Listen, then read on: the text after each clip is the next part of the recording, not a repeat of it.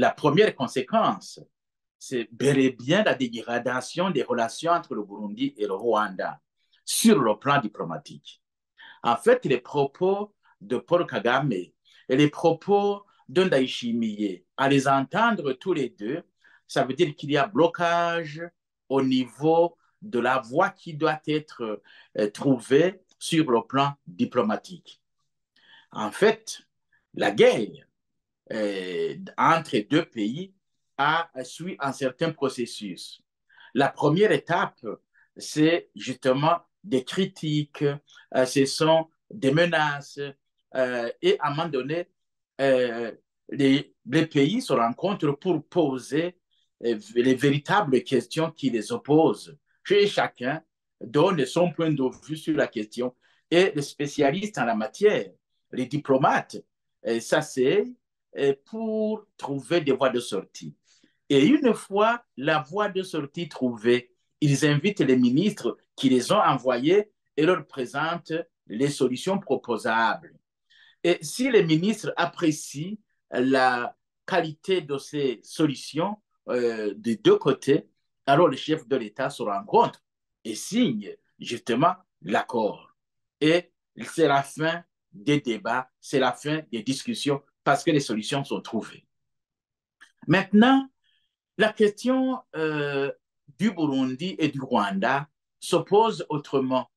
Pourquoi? Parce que du côté du Burundi, euh, il y a eu un comportement qui n'est pas accepté par le pouvoir du Rwanda. Notez ceci.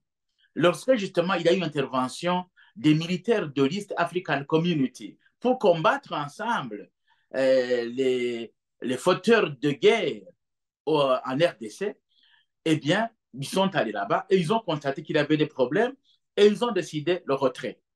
Lorsque le Burundi ne s'est pas retiré au moment où l'East African Community, les militaires de l'East African Community s'est retiré, les militaires burundais, eux, sont restés combattre à côté de l'armée du Congo et l'armée du Congo qui était en train de combattre, d'après les médias, et, avec les FDLR qui sont à partir du Rwanda, qui sont accusés du génocide commis au Rwanda.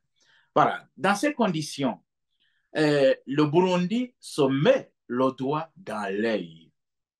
Et parce que, d'après le président Kagame, il a téléphoné le président du Burundi et lui a dit, est-ce que c'est vrai que vous avez envoyé des militaires au Congo et qui vont même jusqu'à Goma, alors que Goma, c'est juste à nos portes?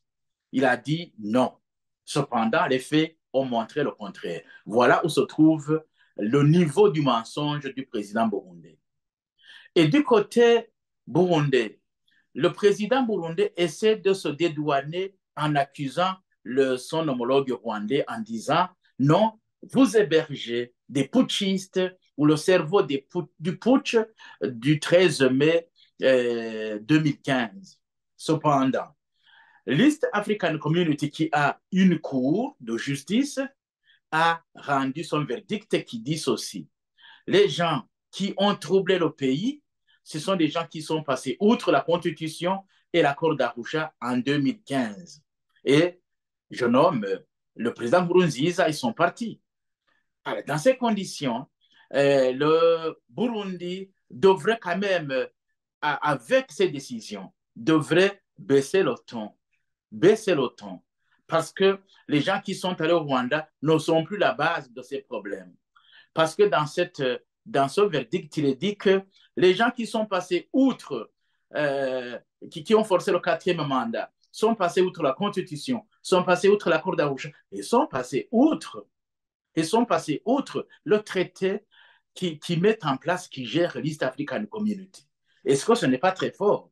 Comment le Burundi ou le président burundais ose à dire que voilà, nous sommes contre ça, nous sommes contre ces gens-là parce qu'ils ont fait un putsch, alors qu'ils viennent d'être dédouanés.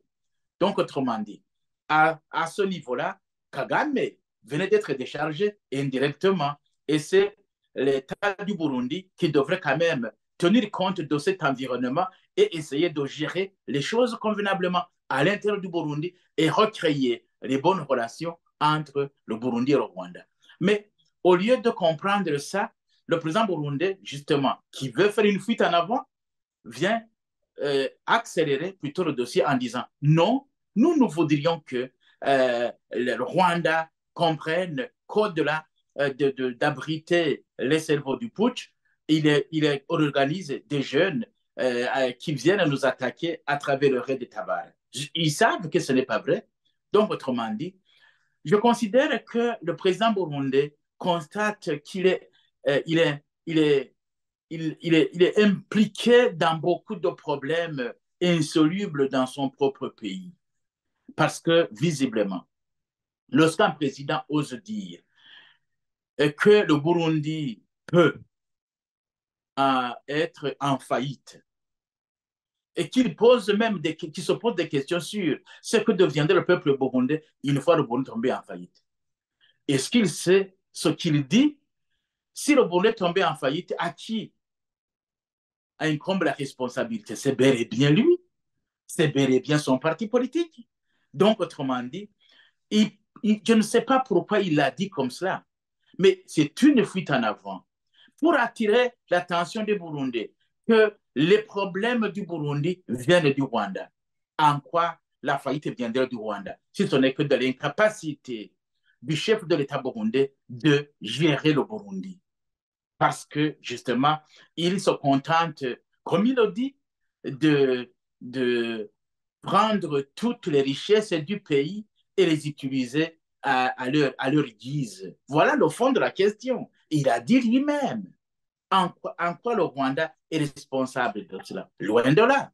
Donc, c'est pour vous dire que, à mon avis, la question se pose autrement et on devrait trouver des solutions. Donc, le président burundais et le président Kagame ne peuvent plus s'entendre aujourd'hui parce que quelque part, il y a du mensonge qui est là, qui est présenté. Et les conséquences, évidemment, s'il n'y a pas de voie diplomatique, si les voies diplomatiques sont fermées, les conséquences, justement, c'est la troisième voie de la guerre, c'est la confrontation armée.